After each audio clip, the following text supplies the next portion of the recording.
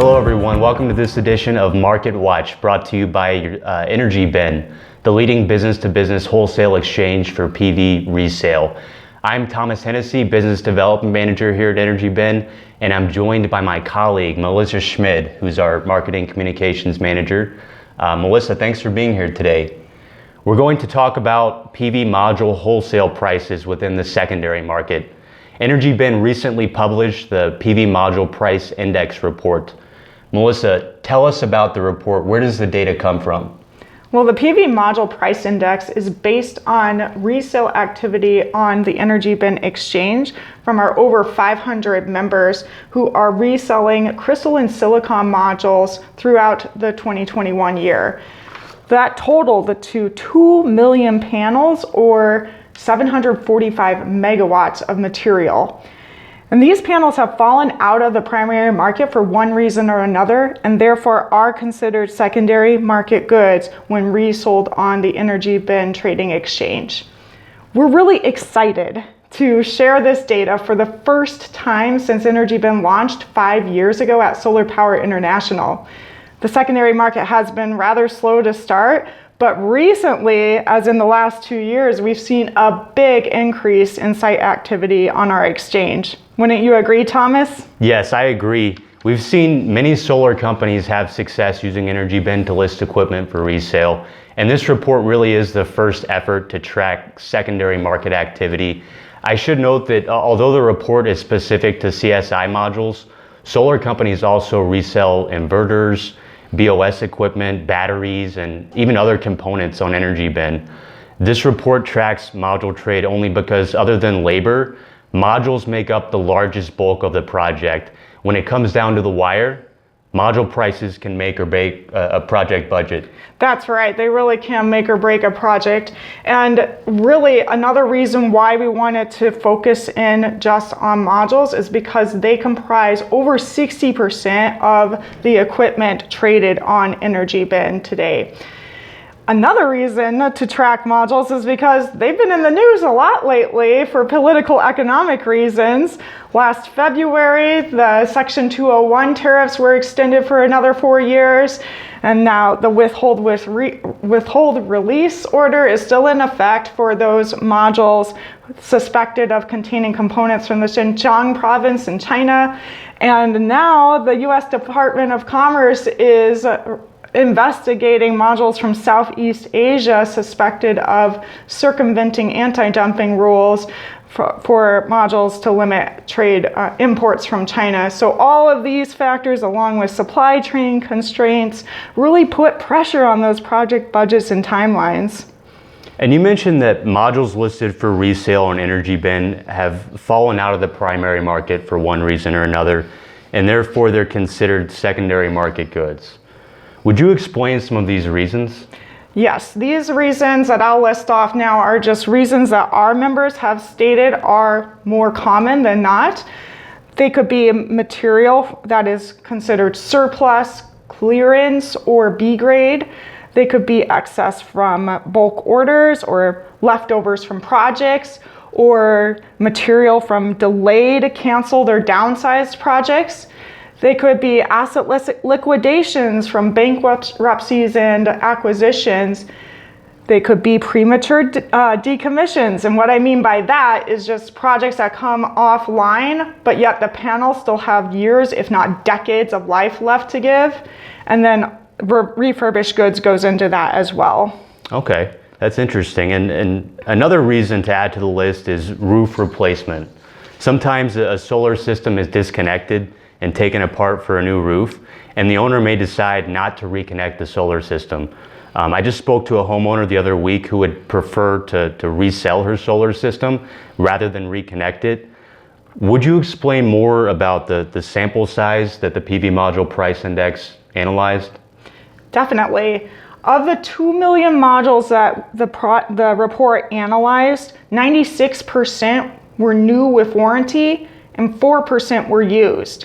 We grouped these modules into categories that are commonly recognized in the industry, and those were all black, bifacial, high efficiency, mainstream, low cost, and used.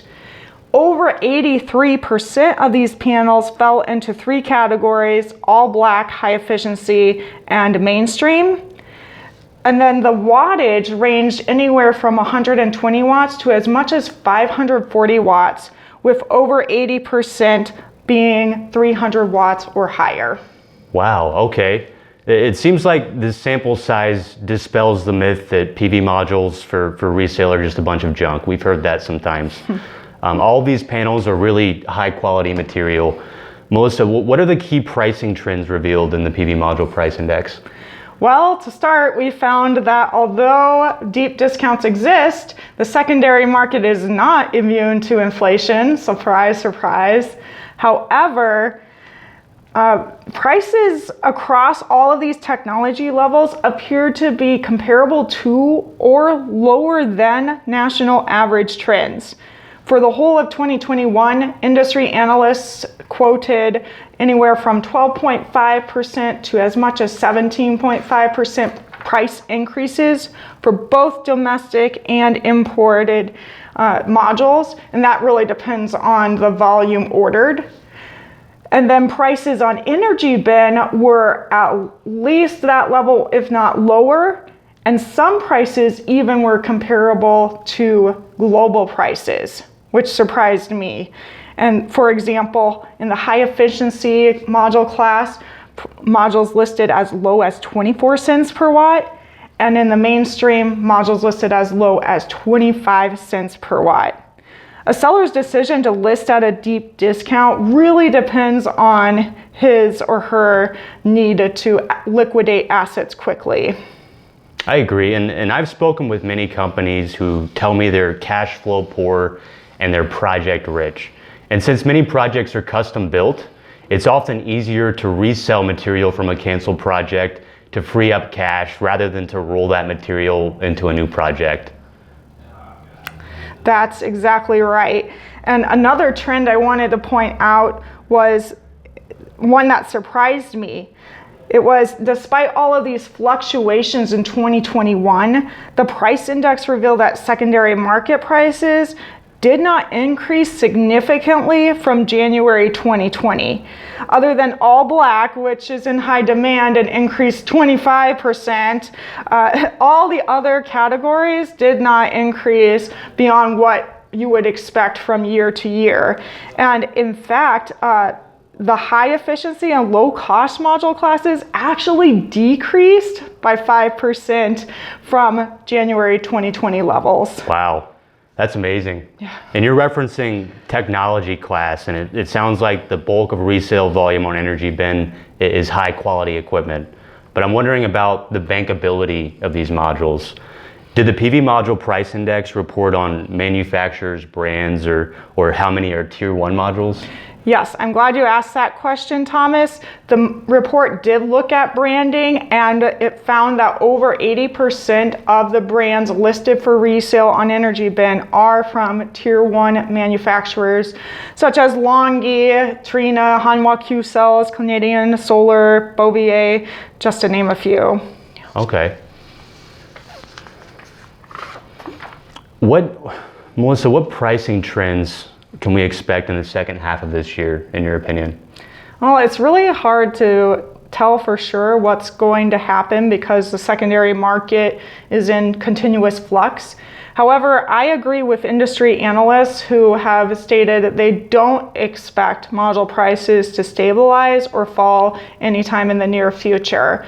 Why is that? Well, supply chain issues such as your shipment delays, extended transit times, and increasing freight costs play a role and probably will persist through the rest of this year, if not into 2023. And then you add to that the labor shortages, the increase in demand for solar, and raw materials costs, and all of these factors combined affect module pricing. So it really does seem like the secondary market tends to ebb and flow even more so than the primary market. And I think this is because the secondary market, with the secondary market, supply changes. and it changes frequently. And I was amazed the other day to see an EnergyBin member, they posted 25 megawatts of Hanwha Q-cell high efficiency panels for resale. And we may see more bulk volumes if additional projects get canceled or downsized. So my next question to you, Melissa, how can solar companies keep tabs on module pricing moving forward? Well, Thomas, I always like to say that market intelligence is key. And exchanges like EnergyBin can really help you get the bird's eye view of the market in terms of pricing, as well as tracking product availability. Of course, an exchange is only as helpful if you tend to use it on a regular basis. Yeah, I agree. And with the market changing every day, logging in really has to become part of your daily business operations so that you can stay informed. And wrapping it up, I want to thank you, Melissa, for your insights and for keeping us up to date with the secondary market. Thanks for being here. For our viewers, please download the PV module price index report if you haven't already. You can download it on EnergyBin.com, and also subscribe to our YouTube channel if you haven't already. From the entire EnergyBin team, we wish you success in your work to advance solar energy. Thank you for all that you do, and thanks for being here today.